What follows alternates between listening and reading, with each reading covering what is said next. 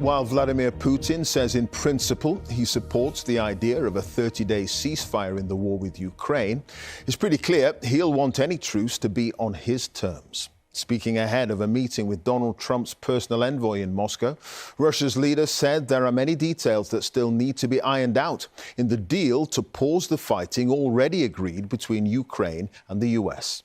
The Kremlin says, for instance, that Kyiv must not be allowed to rearm during any truce. Tonight, President Zelensky said Mr. Putin really wants to reject the ceasefire, but is simply afraid to tell Donald Trump. In a moment, we'll have the view from Washington, but first, James Landale has our top story from Kyiv. Russian flags flying once again over the border town of Sudzha, according to state media.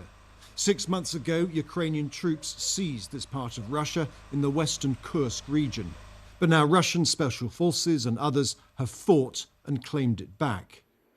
All of which has put a spring in Vladimir Putin's step, today meeting his Belarusian ally and giving his response to American demands for an immediate ceasefire. We agree with the proposal that the fighting must end, but it has to be an agreement that leads to a long-term peace, that removes the root causes of the crisis. In other words, yes, but no. He supports the idea, but qualifies it with numerous questions about what it would mean for Kursk, the front line, rearmament, all of which he says demands painstaking study. What about issues of control and verification? How can it and will it be guaranteed that nothing like this will happen? How will controls be organized? The problem is that this does not sound like the immediate interim ceasefire agreed by US and Ukrainian negotiators in Saudi Arabia earlier this week. President Zelensky said Mr. Putin's response was predictable and manipulative, setting preconditions to delay a ceasefire as long as possible. He is actually preparing a refusal as of now. Putin, of course, is afraid to tell President Trump directly that he wants to continue this war, wants to kill Ukrainians. So all eyes now on Steve Witkoff, President Trump's special envoy. He arrived in Moscow for talks with Mr. Putin, talks that have just become a lot more complex. Today, his boss said Mr. Putin's statement was promising, but not complete. A lot of the details of a final agreement have actually been discussed. Now we're going to see whether or not Russia's there, and if they're not, it'll be a very disappointing moment for the world. All the while, Russia continues to make gains in Kursk, leaving much of it in ruins, yes, but also leaving Ukraine less able to use it as a bargaining chip in any negotiations to come. James Landale, BBC News, Kyiv. Sarah Smith's live at the White House for us tonight. Suggestions tonight, Sarah, from Washington, that Mr. Putin's less than fulsome support for the ceasefire deal could have consequences, adverse consequences for Moscow. Yeah, absolutely, because I think if Vladimir Putin is playing for time by asking for all these clarifications before he'll agree to a ceasefire, he may very quickly start testing Donald Trump's patience. The American president spoke to reporters earlier when he was in the Oval Office with the NATO Secretary General Mark Rutte, and he said there, this process has to happen fast. That's something he's repeated many times before, that this needs to happen quickly. And as a result, he was, sounding relatively optimistic about what's been going on so far. He said he was getting good signals from Moscow and that he himself would love to talk to Vladimir Putin or meet him. But I think there was a clear warning there as well when he said it would be very disappointing if Russia wouldn't agree to this plan. Because remember, up until now, Mr. Trump has sounded incredibly sympathetic towards what Russia's demands would be in a peace deal. And in fact, today he even referenced discussions that had been going on about what pieces of land Ukraine may be forced to give up. But if Vladimir Putin will not agree to this 30-day ceasefire and do so relatively soon, he might speedily find that Donald Trump takes a rather less favourable approach. All right. Sarah, thank you. Sarah Smith, our North America editor there at the White House. Well, Ukraine has lost around 20% of its land to Russia since the war began, and many thousands of troops have died. Jonathan Beale has been to eastern Ukraine to talk to some of those on the front line. There may be talk of a ceasefire, but here in eastern Ukraine, It's in a parallel universe. It's still wave after wave of wounded soldiers. These, the less critically injured. Transported by bus to hospital, a few dozen at a time. It's just multiple shrapnel in different areas of the body. Most of these were defending just one location, the besieged city of Pokrovsk. These injuries just the tip of an iceberg. And few believe there'll soon be any pause in the fighting. They storm our positions every day, pretty much every day. I doubt there will be a truce. I've already lost a lot of my friends. I would like to believe that all will be good. But you can't trust Russia. Never. If you know your history, that's clear. Sometimes they have to do this evacuation several times a day. 22-year-old Sofia, a medic, is preparing for the next one. And she doesn't believe President Putin will stop. I mean, if they wanted peace, they would have stopped this war. The person cannot change like overnight. Oh, I want peace now. I wake up and I want peace. I'm a peaceful person today. It doesn't change like that. As yet, no sign the bombs and bullets will fall silent. And without a diplomatic breakthrough, Ukraine's ready to carry on the fight. In a brief rest from the front, these troops continue their training. While there's talk of peace, these Ukrainian soldiers are still preparing for war. In a few days' time, if confidence trending, they'll be back on the front line. And here, there is deep skepticism that the fighting will end. One hope for Ukraine is that America's back on side. These troops need that support to maintain their US-made armoured vehicle. A ceasefire has the support of President Trump, while President Putin still has questions. Do you trust Putin? Ivan says, no, never. Do you trust President Trump? Lately, he says he's had his doubts. Confidence for a ceasefire isn't high.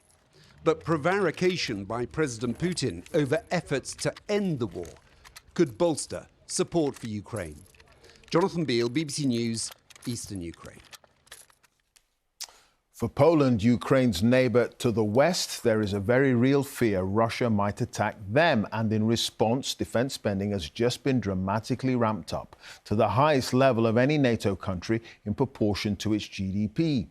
Now, the country's president has told the BBC he wants US nuclear weapons on Polish territory as a deterrent. He's been speaking in Warsaw to Jeremy Bowen. Poland is a country where memories of the past, wars, invasion, occupation, shape the way they see the present. Poland's president, Andrzej Duda, greeting the Mongolian president in Warsaw, is also commander-in-chief of their rapidly expanding armed forces. Mr. President. He sees Putin's Russia as every bit as dangerous as the former Soviet Union, Poland's overlord for 40 years after the Second World War.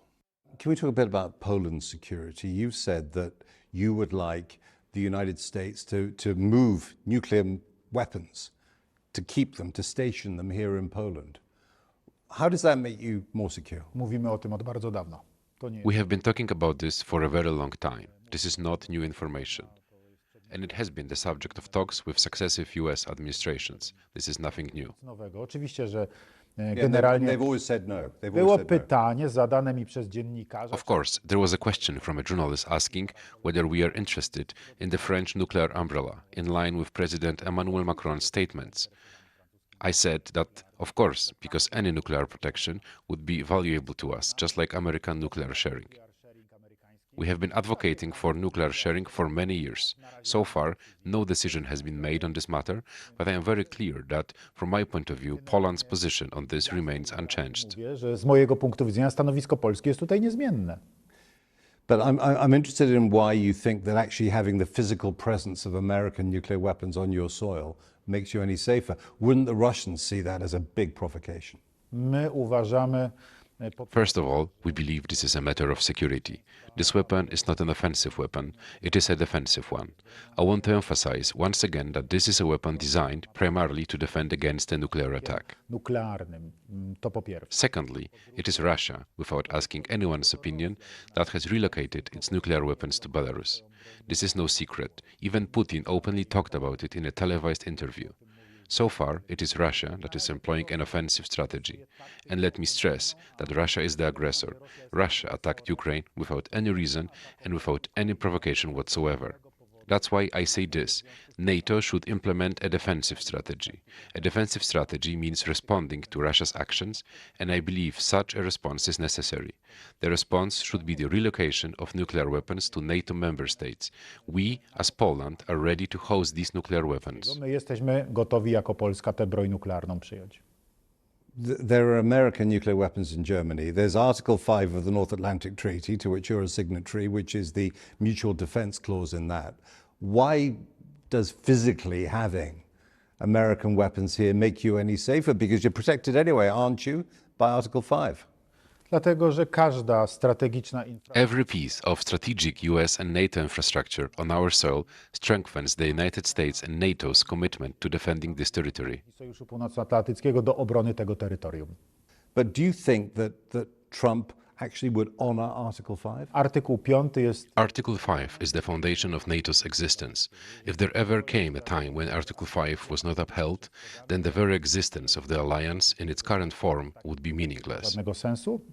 Don't you think, though, it's been very damaging the way that Article 5 has been brought into question by some of the things that Donald Trump and his senior advisors have been saying about their commitment to Europe? People are doubting it now.